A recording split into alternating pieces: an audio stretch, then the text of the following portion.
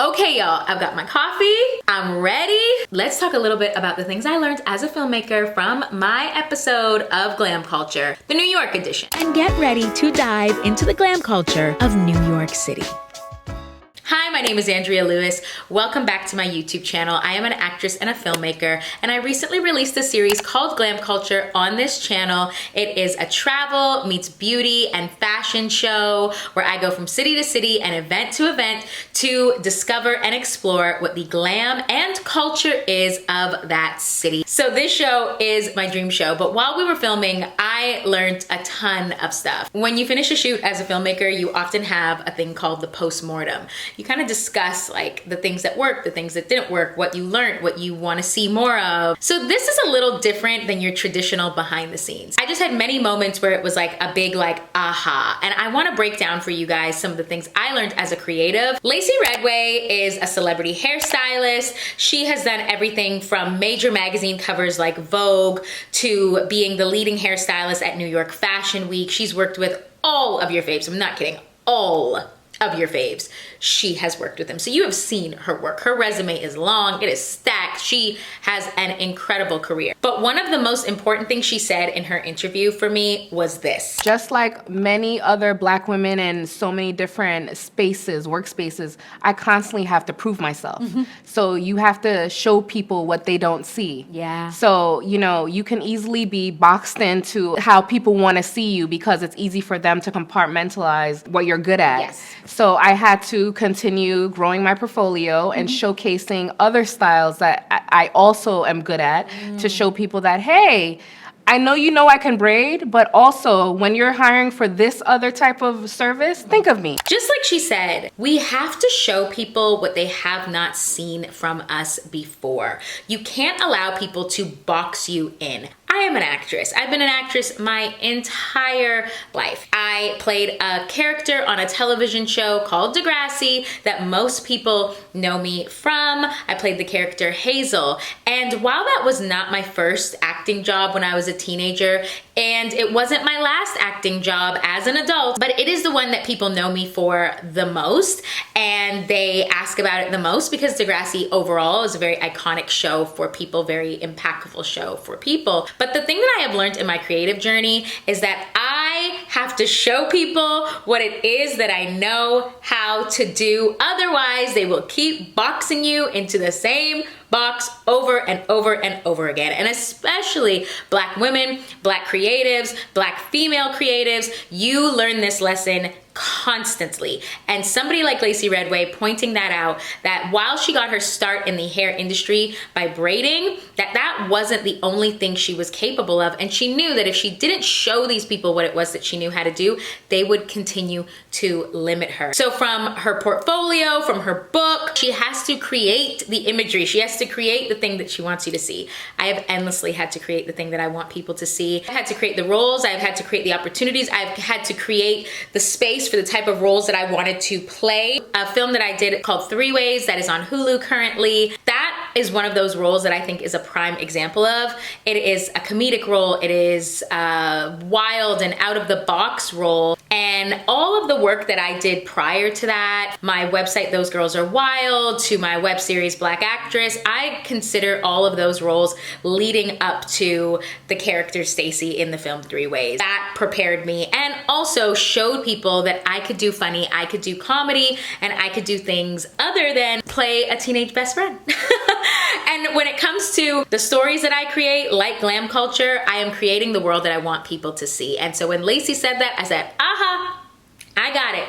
As an immigrant, what you leave behind and what you get when you come here. And then you think about the children of immigrants and how they grow up, and they have this New York, Harlem, Brooklyn swagger, but they still have those roots. They're 100% New York. If I had to pick a word to sum it up, is culture. When you step out your door, what you're able to experience in a train ride. It's called a melting pot for a reason. Even if you aren't looking or setting out with the goal to evolve, which you should be, but if you aren't, it's it's coming at you along the way. We went to this amazing cafe, boutique. It had a hair salon, it had a nail shop, it had amazing clothes from Senegal and all over the continent. It was Marché Rudi in Brooklyn, and it was amazing. And the owner, Nailia, she had such a stunning and beautiful story, but the thing that stuck out to me the most was, as she mentioned, being inspired by the immigrant story. And that story should allow you to evolve in your own creativity. I am the daughter of immigrants. Both of my parents are from the West Indies, and I then became an immigrant myself by also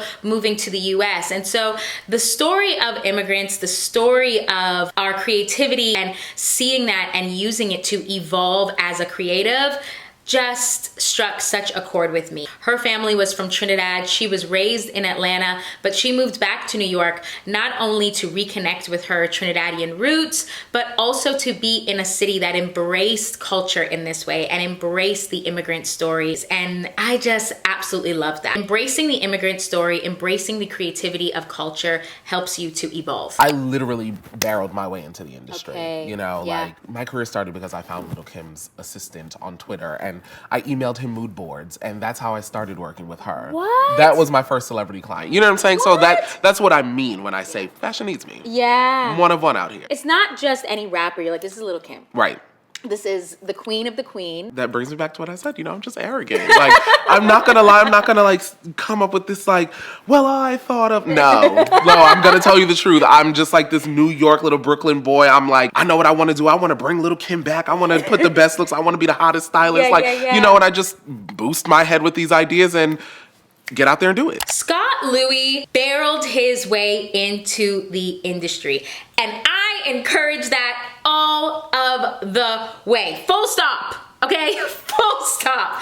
I honestly think that's the kind of aggressive nature you have to have in going after the life that you want, in going after the things that you want. You have to say it with your chest. You have to go for it full on. And just as he said, it's not this kind of magic recipe of things he had to do to get there. It's just arrogance. It's just confidence. It's just knowing that he has something to offer. And in order for you to see it, he's going to have to tell you. He's going to have to show you. He's going to have to ask for the opportunity. And that has led him to where he is today, working with tons of celebrities, being a fashion expert, being an influencer, being somebody who is taking full control of his creative life. And his interview overall, he had so many gems, gem after gem after gem. But that moment there really stuck out to me because it was like, there is no recipe, there is no magic sauce. I just knew that if I could envision it, I was gonna go for it, and I went for it.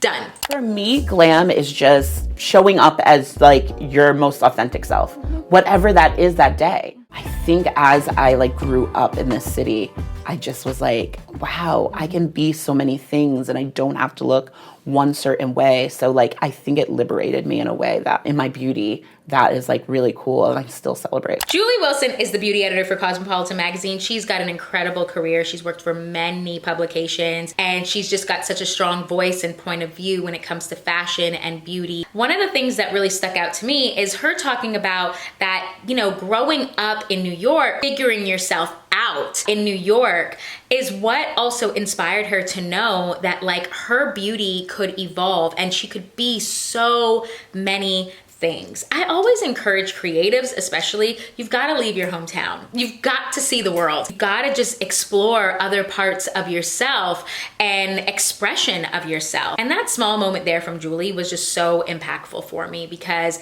I think I got to experience that in my own travels, in my own leaving of my hometown and living in different cities and getting to see that I could be so much more, whether it is through my storytelling, through fashion, through beauty, that my self-expression gets to evolve and it gets to change, and I can be inspired by the environment around me to do so.